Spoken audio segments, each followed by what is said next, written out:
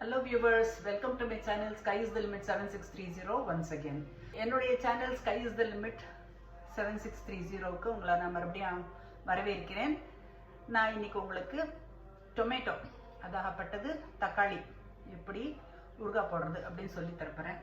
பொதுவாக தக்காளி ஐயங்கார் தளிகை கிடையாது, இருந்தாலும் ஸ்டாக் ஐட்டம் எல்லாருக்கும் டிஸ்ட்ரிபியூட் பண்ணலாம், வரவாடலாம், ரொம்ப நல்லா இருக்குன்னு சொல்கிறேன். அதனால நான் போடுறதா முடிவு பண்ணியிருக்கேன்.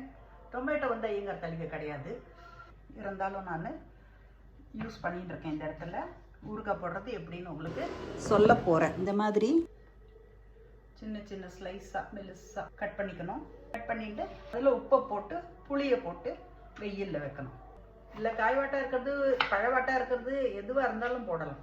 நாட்டு தக்காளி வாங்கி போடுறதுக்கு ட்ரை பண்ணுங்க. இப்போ ரெண்டு விதமாக வச்சு காட்டுறது எதுக்குன்னா, கவுத்தும் திருத்தலாம், நிமித்தியும் திருத்தலாம். உங்களுக்கு எப்படி சௌகரியமோ அப்படி திருத்தலாம். திருத்துறதுன்னு நான் சொல்கிறது கட் பண்ணுறது. இப்போ இதை நம்ம கட் பண்ணிகிட்டே இருக்கச்சேவே நிறைய ஜலம் விட்டுரும் இது. அதனால் நம்ம இந்த ஜலத்தெல்லாம் இருத்துடணும். இருக்கிறது அப்படின்றது என்னென்னா இப்படி ட்ரான்ஸ்ஃபர் பண்ணிடணும். ஒரு டீகேண்டேஷன் அப்படின்னு சொல்லுவாங்க. ஜலத்தை மொத்தம் இருத்துடணும். நம்ம இதை பாருங்க, கிட்டத்தட்ட 1 லிட்டருக்கு மேலே ஜலம் வந்துடுத்து. கட் பண்ணி போடச்சேவே இன்னும் இப்போ தான் கட் பண்ணியிருக்கேன் நான். இதுக்கு மேலே உப்பு போட்டால் இன்னும் ஜலம் விடும். என்னென்னா தாராளமாக ஒரு சொரங்காய் உப்புன்னா ஒரு கை, இந்த மாதிரி நம்ம கை நிறைய எடுத்தோம்னா அது சொரங்காய். டொமேட்டோவில் போட்டு நல்லா இப்படி குளுக்கணும்.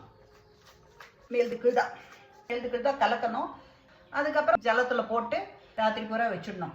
காத்தால மறுபடியும் எழுந்து டொமேட்டோவை புழிஞ்சு தனியாக வைக்கணும். வால்யூம் குறைஞ்சா விட்டு நாம் உப்பை எப்படியும் சமனப்படுத்திடலாம். புது புளியாக இருந்தால் ஒரு 200 கிராம் எடுத்துக்கோங்க. பழைய புளியாக இருந்தால் ஒரு 4 கிலோ புளி எடுத்துக்கோங்க. ஒரு அரை மணி ஊற வச்சுக்கோங்க. டொமேட்டோ ஜலத்திலே ஊற வைக்கலாம். ஒலத்தணும். இந்த ஒலத்துறது எப்படின்றத நான் மாடியில் உங்களுக்கு காமிக்கிறேன். இதை குத்தி புழிஞ்சு எக்ஸ்ட்ராக்ட் பண்ணிக்கலாம். ஓகேவா?